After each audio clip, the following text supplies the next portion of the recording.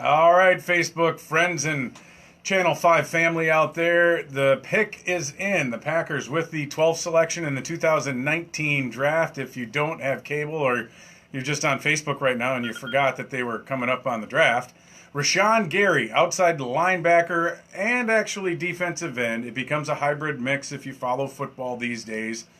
Not a true edge rush guy, but not a true interior defensive lineman either. In some capacities, a lot of people thought he underachieved, definitely as a senior, following a breakout year as a junior. But you want size and you want numbers. 6'4", 277 pounds, maybe 280 right now, and the dude can run. How many guys that big do you know that can run a 4.58 40? I mean, those numbers are truly impressive. And what he did at the combine, in addition to that, I just had a chance to look a little bit of that up. Bench pressing 225, 26 times. Vertical, the dude can get up 38 inches. His broad jump, 120. Three cone drills, 7.26 seconds. And in the 20-yard shuttle, 4.29, which is why so many scouts wondered he didn't have as big of a senior year as he did his junior season and didn't break out as much. Now, had some injury issues on and off playing for the Wolverines in Michigan. Those fans around the Big Ten obviously know what kind of player Rashan Gary can become. And clearly, Packers general manager Brian Gutekunst and company liked what they saw in him. My pick was the very next one, Christian Wilkins out of Clemson. So in that group, defensive line really going big at the top in this draft after the first pick, obviously with Kyler Murray. If you have any questions on Facebook right now, Aaron, do you see anybody? Are we talking to? Tyler Speed said, "Look at his college stats. Not what they should be. Lacks productivity." Absolutely, I think especially in his senior year, rare blend of talent though. When you've got that 4.58 speed coming off the edge. He can get to the quarterback. I mean, he was a 5-star prospect coming out of New Jersey, state defensive player of the year twice in a very football-friendly state. I mean, New Jersey has produced guys like Mike Daniels. So, I mean, he's active, he's strong, but you're right. The numbers just didn't support it his senior year, and that was a red flag and maybe a reason why he dropped so low.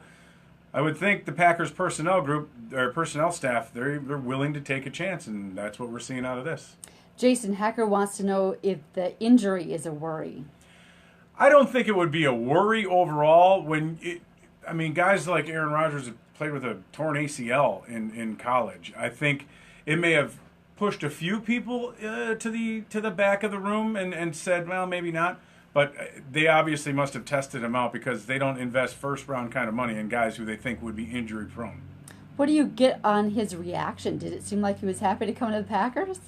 I think here's a guy who realizes that he may have let a lot of money slip away, and overall, that's where you saw the emotion. I mean, he was completely caught up in the moment. I'm sure he isn't a guy who's mad that he got drafted by the Green Bay Packers. He looks at it as a chance where he can step right in, help contribute on a defensive front 7 or 6, because they play nickel all the time in the NFL these days, but can not only contribute right away, but join a winning team and be part of a culture here with a brand new head coach.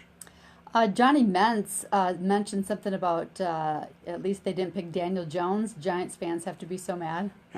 Eli Manning Part 2.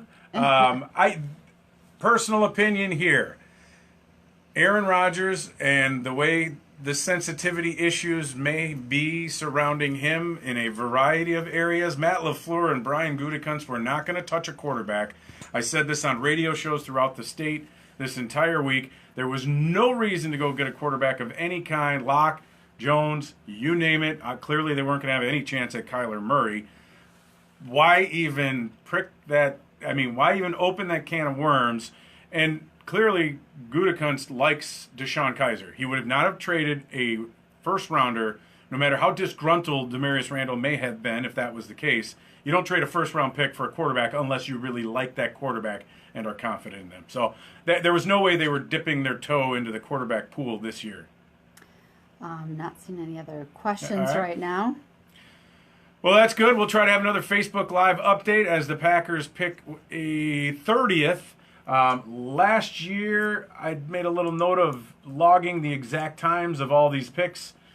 if they stay status quo, right now the Redskins at 15 are on the clock.